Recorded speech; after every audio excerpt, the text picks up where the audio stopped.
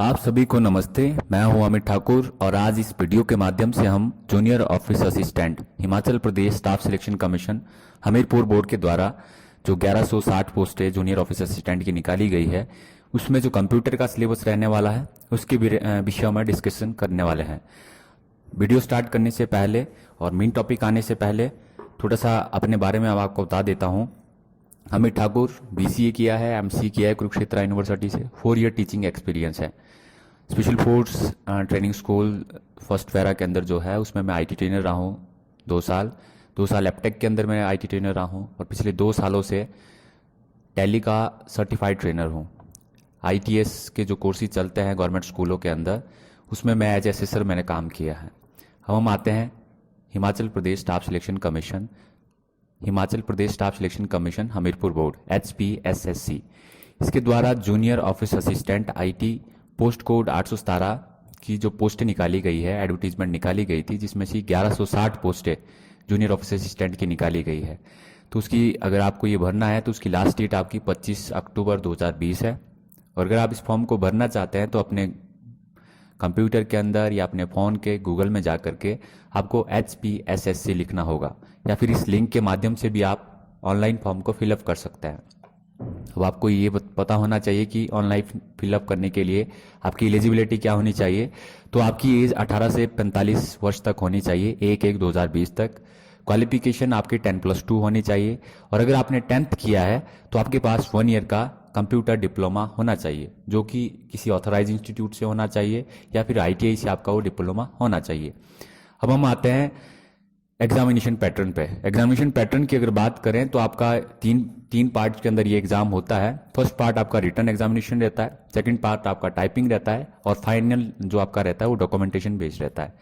आपका जो written examination रहता है वो 85 मार्क्स का रहता है, जिसमें से कि आपके 15 मार्क्स जो मैंने अंतिम चरण के अंदर डॉक्यूमेंटेशन बेस्ड पे होते हैं।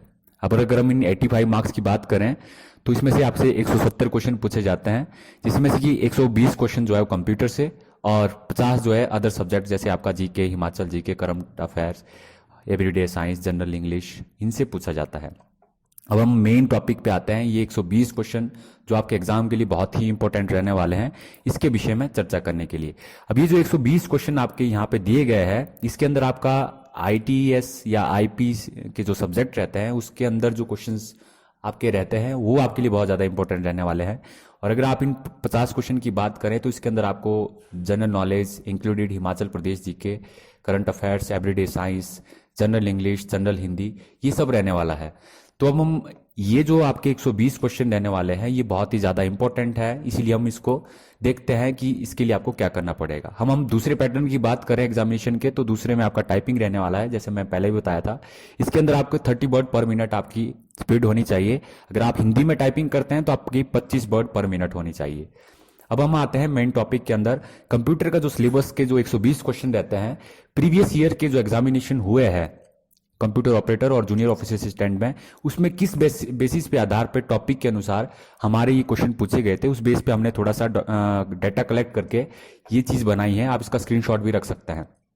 कंप्यूटर बेसिक की अगर बात करें, कंप्यूटर बेसिक जिसमें कंप्यूटर के फंडामेंटल्स आते हैं, अगर हम इसकी बात करें तो कंप्यूटर बेसिक के अंदर आपकी जैसे कंप्यूटर की हिस्ट्री रहती है, इनपुट डिवाइस आउटपुट डिवाइस रहते हैं, जिसमें कीबोर्ड से बहुत सारे क्वेश्चन आपके पूछे जा सकते हैं।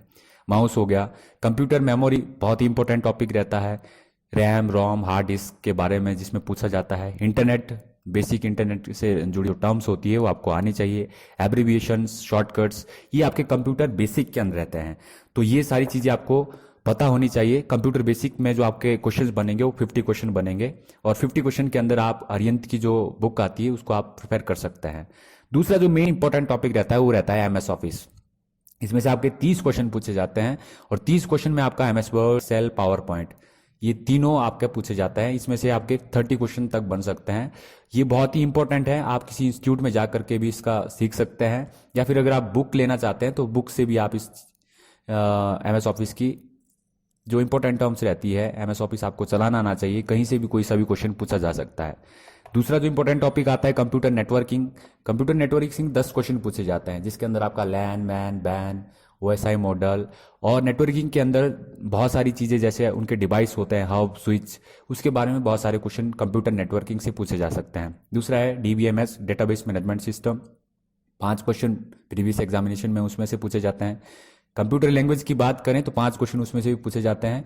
कंप्यूटर लैंग्वेज में आपका जावा, C++, सी, और लैंग्वेजेस के जो फंडामेंटल्स रहते हैं, डेटा है, डेटा टाइप्स है, ऑपरेटर है, ये सारी चीज़ें पूछी जा सकती है। माइक्रो प्रोसेसर, डिजिटल इलेक्ट्रॉनिक्स में आपका बूलियन अलजेब्रा, आपको डेसिमल नंबर को हेक्साडेसिमल में कन्वर्ट करना, वो सारी चीज़ें आपकी 10 क्वेश्चन उसमें से भी पूछे जा सकते हैं। अब जो इंपॉर्टेंट टॉपिक आता है वो आता है ऑपरेटिंग सिस्टम। ऑपरेटिंग सिस्टम आपका जैसे विंडो 7 है, विंडो 8 है, विंडो 10 है, उसके फंक्शंस क्या क्या रहते हैं, ऑपरेटिंग सिस्टम के बारे में भी कम से कम 10 क्वेश्चन आपके पूछे जा सकते हैं। तो आपकी एग्जामिनेशन के लिए जो मोस्ट इंपॉर्टेंट रहने वाला है वो कंप्यूटर के फंडामेंटल्स रहने वाले हैं, MS ऑफिस रहने वाला है। बाकी इन टॉपिक को भी आप कवर कर सकते हैं।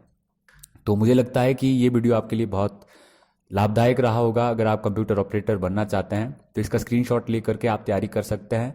और अगर आप हमारे इंस्टीट्यूशन को ज्वाइन करना चाहते हैं तो हमारे जो स्टार्टिंग के अंदर हमने जानकारी दी है या एंड में हमने जो फ़ोन नंबर दिया है, आप उनसे मैसेज कर करके हमसे संपर्क कर सकते हैं। तो अगर हम बुक की बात करें तो कंप्यूटर बेसिक के लिए आप ये बुक ले सकते हैं। और बहुत बहुत धन्यवाद। मुझे लगता है कि ये वीडियो आपके लिए हेल्पिंग रहा होगा। Thank you so much.